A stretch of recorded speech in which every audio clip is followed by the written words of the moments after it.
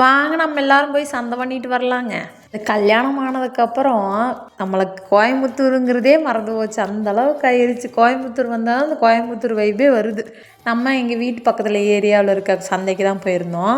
நான் கல்யாணம் ஆனதுலேருந்து 5 வருஷமாக ஃப்ரிட்ஜே யூஸ் பண்ணது கிடையாது. ஃப்ரிட்ஜு வாங்கலை, எங்களுக்கு அத்தியாவசிய தேவைன்னு சொல்லிட்டு நாங்கள் வாங்கவே கிடையாது. அதனால இந்த 5 வருஷத்தில் நான் எப்படி மேனேஜ் பண்ணேன், ஒரு வாரத்துக்கு அந்த சந்தை செலவு எப்படி மேனேஜ் பண்ணேன் அப்படின்னா, தக்காளியெல்லாம் நான் வந்து கொஞ்சம் காய் வெட்டாக வாங்கிக்குவேன். அப்போ ஒரு வாரத்துக்கு அந்த தக்காளியெல்லாம் அழுகி போகாது டக்குன்னு. அதே மாதிரி பூமிக்குள்ளார விளையிற காய் இருக்குது பார்த்தீங்களா, இந்த பீட்ரூட்டு, கேரட்டு, உருளைக்கிழங்கு. கேரட்டெல்லாம் இந்த லிஸ்ட்லேயே இருக்கக்கூடாது. ஏன்னா கேரட் நீங்கள் வாங்கினீங்கன்னா 2 நாளில் சமைச்சிடணும். உருளைக்கிழங்கு, பீட்ரூட்டெல்லாம் வந்து மேல் தோல் தான் அழுகி போகுமே தவிர உள்ளெல்லாம் நல்லா தான் இருக்கும். அதே மாதிரி பீன்ஸு, அவரைக்காய், வெண்டைக்காய் இதெல்லாமே வந்து நீங்கள் ஒரு வாரம் வச்சு சமைக்கலாம். அதே மாதிரி புடலங்காய் வந்து நீங்கள் ஒரு வாரத்துக்கு மேலேயே வச்சு சமைக்கலாம். அதே மாதிரி காலிஃப்ளவர் வந்து புழு பிடிச்சிரும், முட்டைக்கோஸ் வந்து அழுகி போயிடும், பாவக்காய், கோவக்காய் எல்லாம் பழுத்துரும். இதெல்லாம் வாங்கலாம். வாங்கினாலும் ஃப்ரிட்ஜ் இருந்தால் ஸ்டோர் பண்ணிக்கலாம். ஃப்ரிட்ஜ் இல்லைன்னா நீங்கள் ஸ்டோர் பண்ண முடியாது.